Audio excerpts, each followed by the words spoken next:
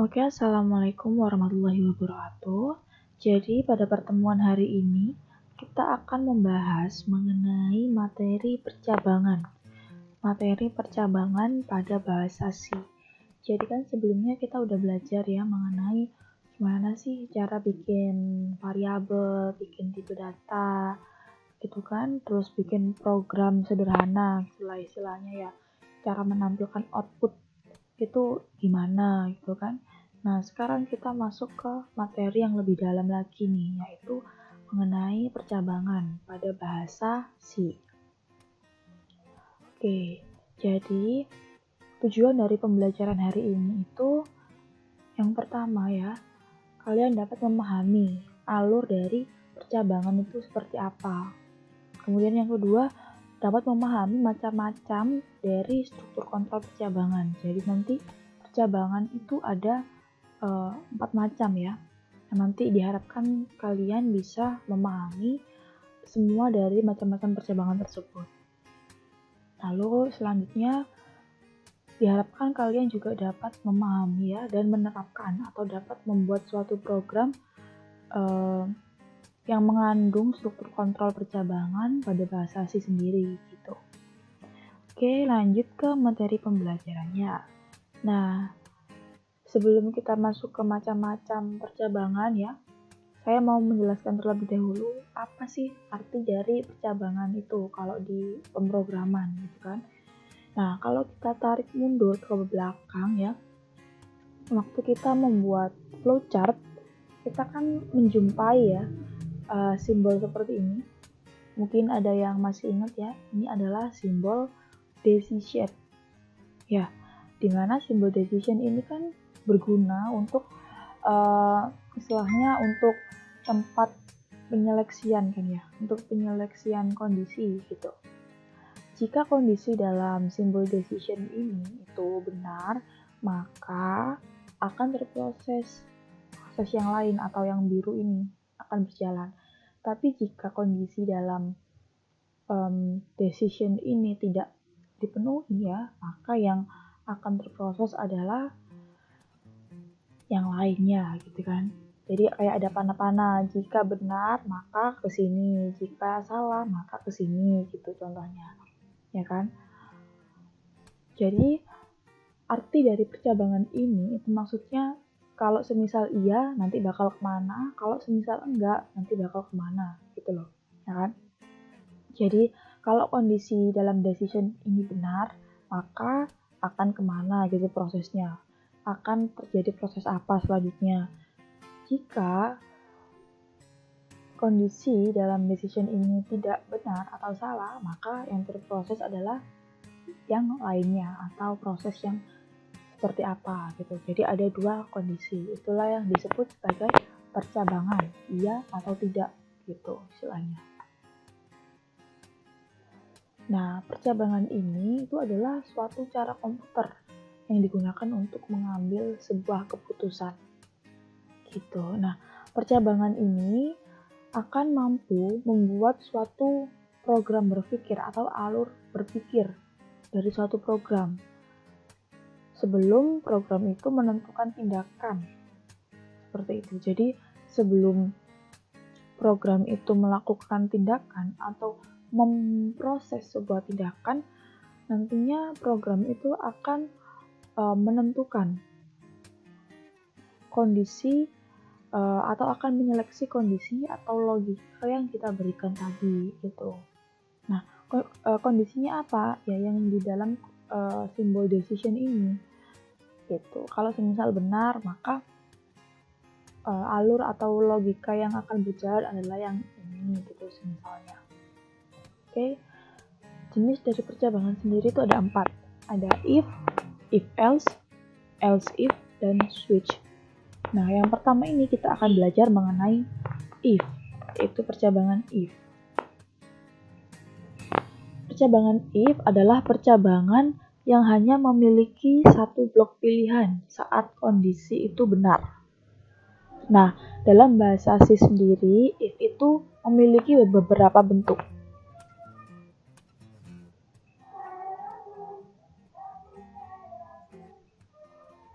Yaitu Yang pertama, kita menuliskan kata if dulu, lalu kita lanjutkan dengan ekspresi yang diikuti atau yang ditulis dalam tanda kurung, kemudian baru pernyataannya. Nanti untuk lebih lengkapnya akan saya contohkan di contohnya ya, contoh soalnya. Nah, pengujian ekspresi ini selalu diupdate ya menggunakan tanda kurung, seperti contoh ini.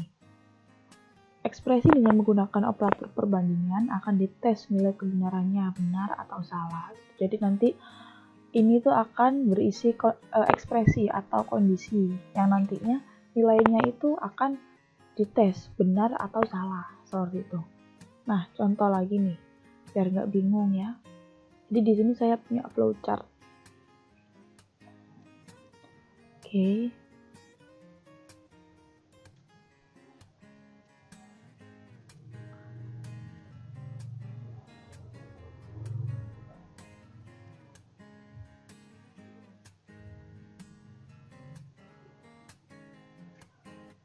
Di sini saya punya flowchart ya.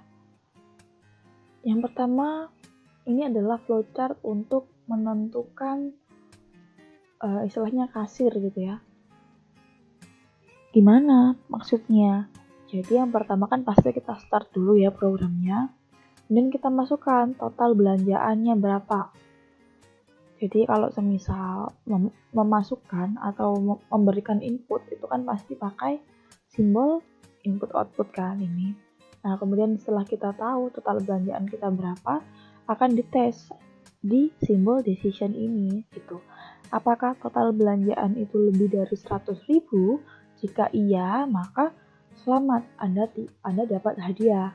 Jadi, kalau semisal total belanjaannya itu 150.000 gitu semisal, karena kan lebih dari 100.000, maka yang akan berproses atau yang akan tampil di output adalah selamat, Anda dapat hadiah. Nah, kalau total belanjaannya itu tidak lebih dari 100.000 ya kan, maka ini tidak akan terproses. Gitu. Ya. Ini tidak akan terproses. Jadi langsung yang terproses atau yang akan tercetak di output adalah ini, terima kasih sudah belanja. Gitu. Jadi tanpa mencetak ini terlebih dahulu, seperti itu. Nah, yang dimaksud dengan percabangan if di sini itu hanya memiliki satu blok kondisi benar kan ya. Jadi hanya memiliki satu kondisi ini. Kalau semisal iya, maka akan tercetak. Kalau enggak, ya ini enggak bakal tercetak, gitu istilahnya. Oke. Biar enggak bingung, langsung aja masuk ke contoh program percabangan if-nya. Oke, ini adalah contoh dari program ya, percabangan if kita. Nah, blok percabangan dari if sendiri itu ada di sini. Mulai dari sini. Ini. Oke. Nah, yang pertama kita jelaskan dulu ya dari atas sampai ke bawah, dari baris yang pertama dulu, yaitu ada include stdio.h. Nah, apa sih stdio.h? Sebenarnya ini sudah saya pernah jelaskan ya. Jadi stdio.h itu adalah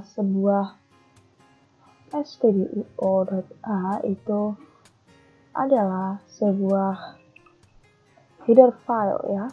Header file yang digunakan untuk akses fungsi-fungsi input output. Nah, maksudnya gimana? Jadi, kalau kita lihat di sini, kita kan di sini menggunakan fungsi printf dan scanf ya. Nah, fungsi-fungsi ini dia itu ada di dalam header file ini gitu.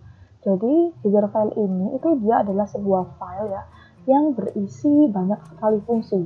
Nah, fungsi apa? Kalau yang di header file ini itu khusus fungsi-fungsi input output.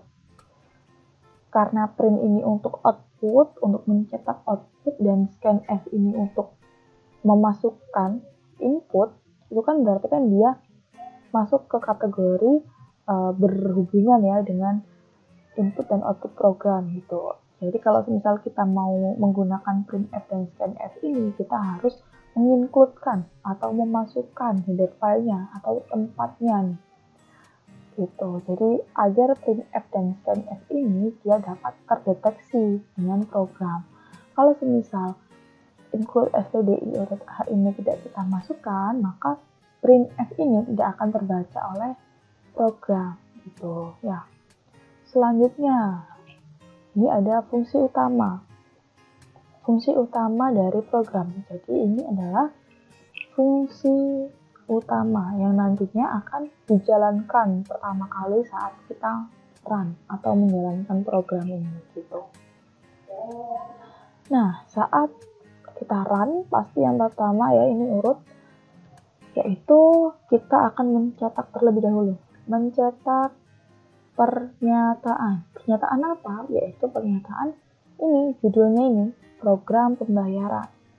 Anggap aja itu judul gitu ya. Karena kita di sini mau mencetak pembayaran gitu, atau istilahnya slip gitu. Atau nota gitulah istilahnya ya. Nah, kemudian saat kita selesai mencetak, kita akan membuat suatu variabel.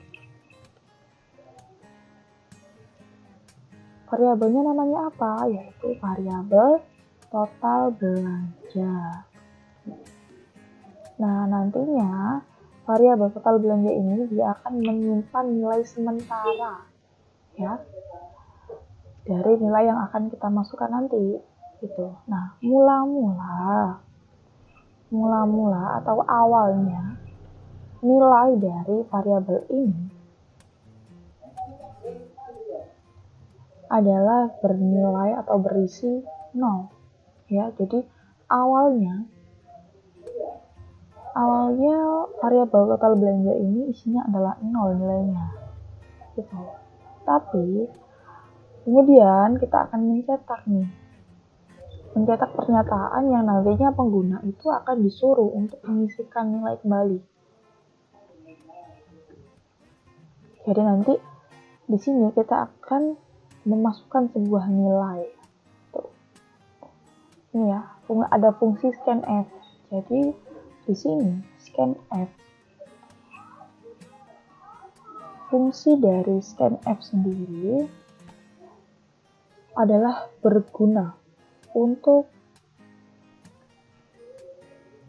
istilahnya membaca ya. Kan kalau scan untuk membaca inputan dari user. Tuh, jadi nantinya saat kita ingin memasukkan sebuah nilai, program itu akan membaca nilai tersebut melalui fungsi scanf ini gitu. Nah, kalau kita lihat di sini ini ada %i ya. Jadi nanti nilai yang akan kita masukkan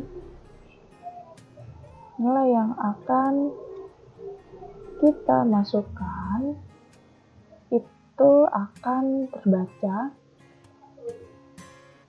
bertipe data integer.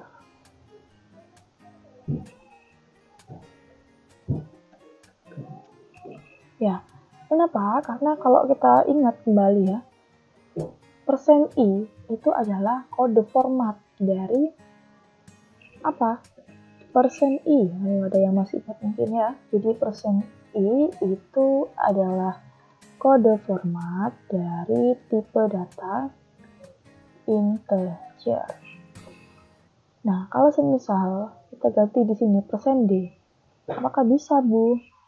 Nah, jadi jawabannya adalah bisa ya. Jadi %i atau %d itu adalah sama-sama kode format dari tipe data integer.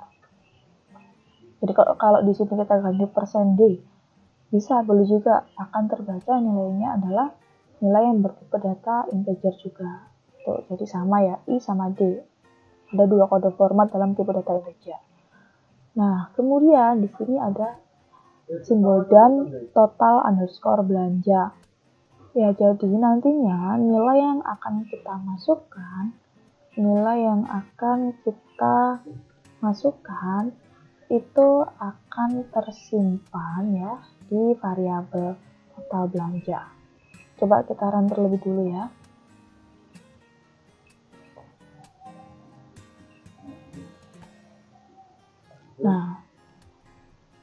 di sini nih, ya, saat program pertama kali dijalankan, dia itu akan tercetak atau akan mencetak dulu nih program pembayaran ya. Seperti yang di sampingnya ini, ya kan, kita akan mencetak ini terlebih dahulu.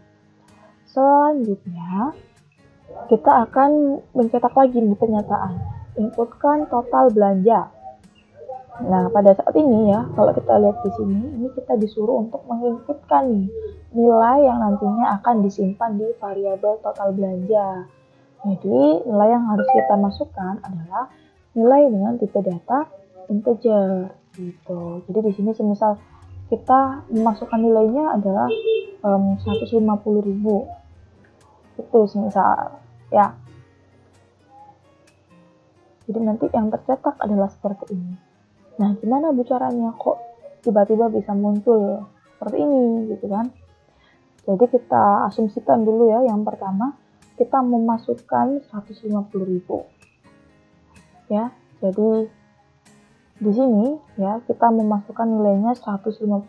Kita asumsikan dulu total belanja atau variabel total belanja sekarang isinya sudah bukan lagi 0 tapi 150.000.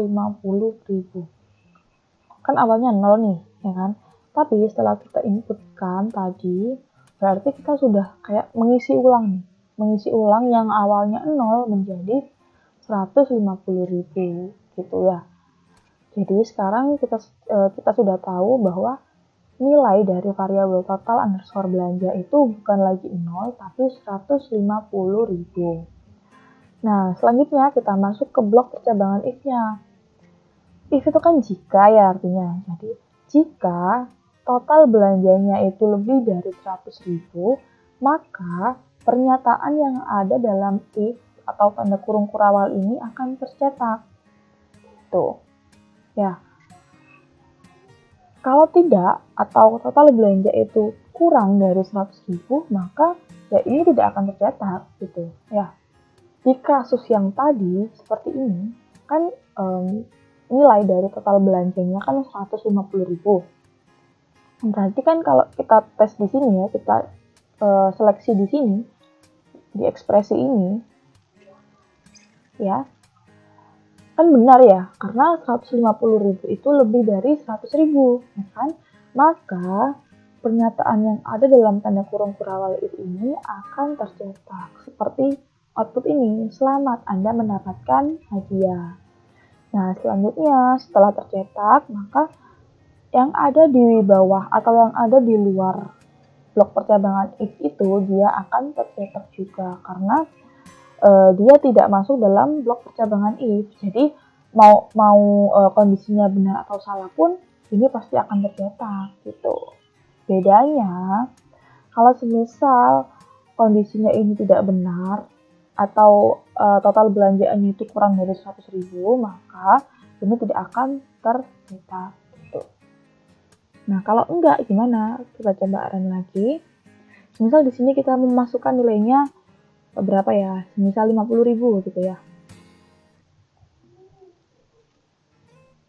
50.000. Nah, di sini kita lihat ya, kalau selamat Anda dapat hadiah itu tidak tercetak di sini karena total belanjaannya itu kurang dari 100.000. Tapi untuk yang terima kasih sudah berbelanja di toko kami itu tetap akan tercetak karena dia berada di luar blok percabangan if atau bukan pernyataan dari percabangan if sendiri gitu. Jadi entah itu kondisinya benar atau salah, ini tetap akan tercetak seperti itu.